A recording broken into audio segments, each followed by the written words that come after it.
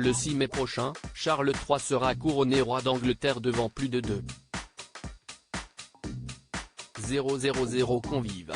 Si les présences de son fils et héritier le prince William, ainsi que de son épouse Kate Middleton, ne faisaient aucun doute, celle de leurs enfants restait floue. Mais le Times s'est procuré des documents qui semblent donner la réponse. Le Royaume-Uni tout entier attend ce moment avec impatience. Pour la première fois depuis celui d'Élisabeth II il y a 70 ans, les Britanniques s'apprêtent à vivre le couronnement d'un nouveau souverain, son fils aîné Charles III.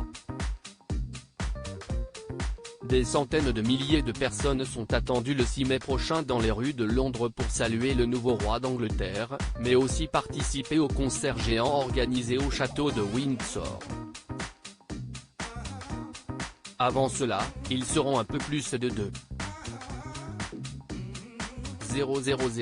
triés sur le volet, à prendre place dans l'abbaye de Westminster pour vivre un grand moment d'histoire.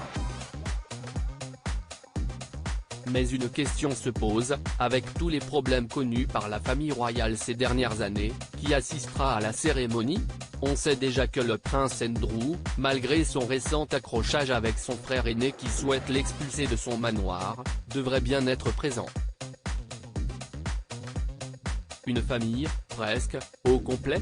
La situation est beaucoup moins claire concernant le fils cadet de Charles III, le prince Harry, ainsi que son épouse Meghan Markle.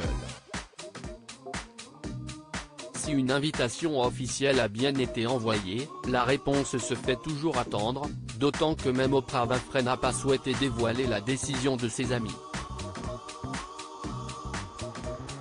Il ne fait cependant peu de doute que le prince Harry sera présent à Londres, non loin de son frère aîné le prince William. En revanche, le mystère subsiste toujours concernant la famille de ce dernier, ses enfants ont-ils l'autorisation d'assister au couronnement? Un doute qui concerne particulièrement le prince Louis, qui fêtera seulement son 5e anniversaire le 23 avril prochain.